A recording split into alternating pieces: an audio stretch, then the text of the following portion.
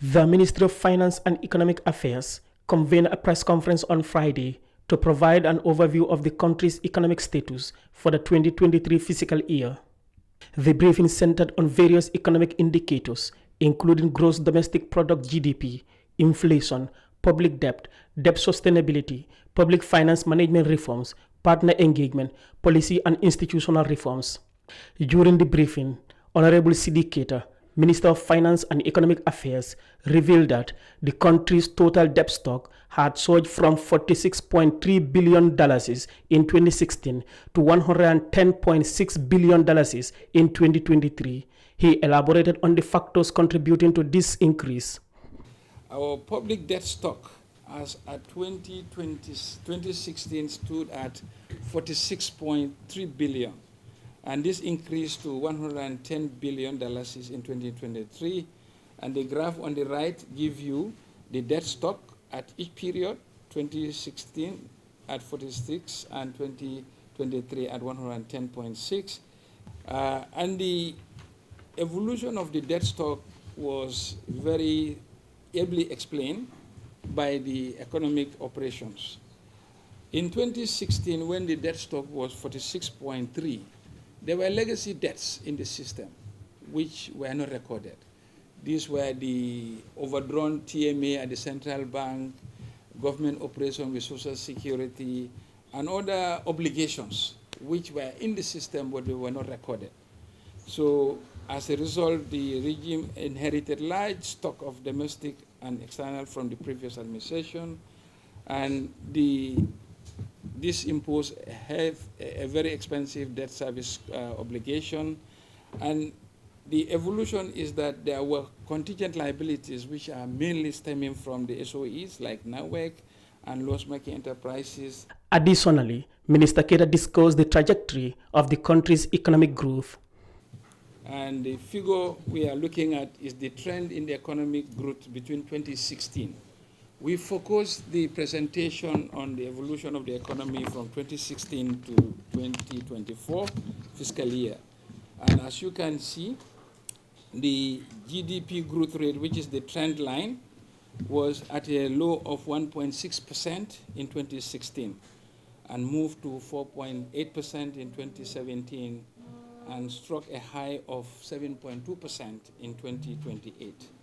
But on the backdrop of COVID 2020, the GDP collapsed to 0.6 in 2020 and rebounded back to 5.3 in 2021. It is along that trajectory. For 2023, it is at a projected amount of 5.6. We expect the 2024 GDP to be at a rate of 6.2%.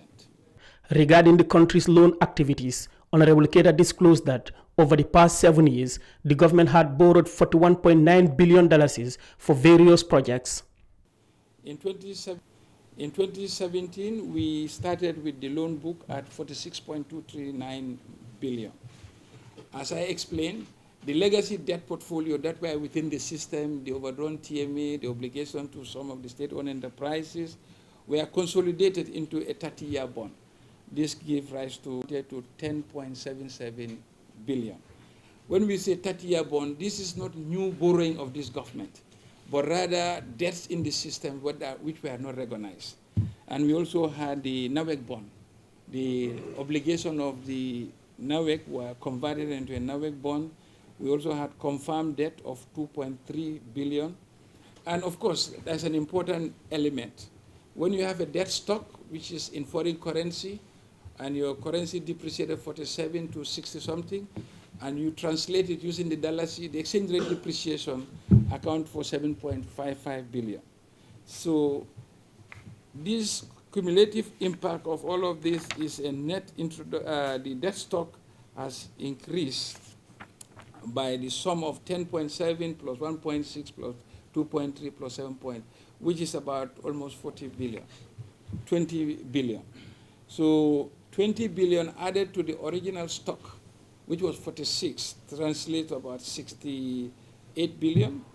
That's why the new borrowing of this dispensation is 41.9 billion.